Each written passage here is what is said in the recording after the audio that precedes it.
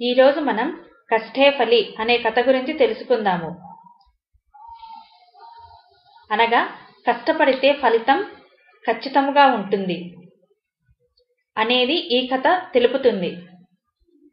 పూర్వం బాగ్దాద్లో ఒక ధనికుడు రోజు ఉదయాన్నే వ్యాహ్యానికి వెళ్తూ ఉండేవాడు. అలా ఒకరోజు వెళ్ళినప్పుడు, అయ్యా, ఏమైనా దానం చేస్తే దేవుడు మీకు మంచి చేస్తాడు.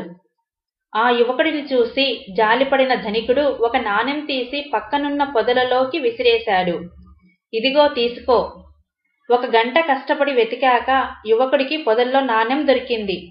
హమ్మయ్య, దొరికింది అనుకున్నాడు.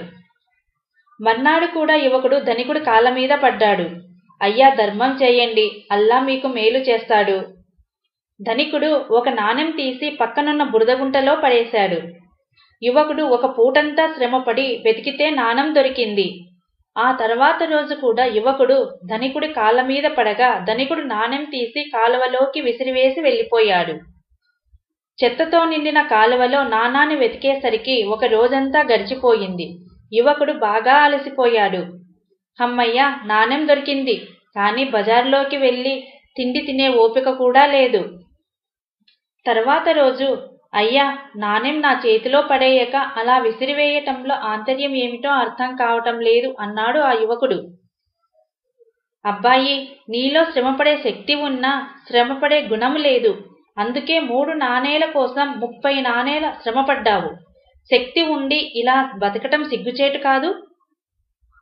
అయ్యా, నా తప్పు తెలుసుకున్నాను. ఇక నుంచి శ్రమపడి గౌరవంగా బతుకుతాను. మంచిది. అలా అయితే ఎక్కడో ఎందుకు, ఈ మా దివాణానికే రా, నీకు తగ్గ పని ఇప్పిస్తాను. ఆ రోజు నుంచి ఆ యువకుడు కష్టపడి పనిచేసి మంచి స్థాయికి చేరుకున్నాడు. కాబట్టి పిల్లలు, మీరు కూడా కష్టపడి అనుకున్న ఫలితాన్ని సాధించాలి.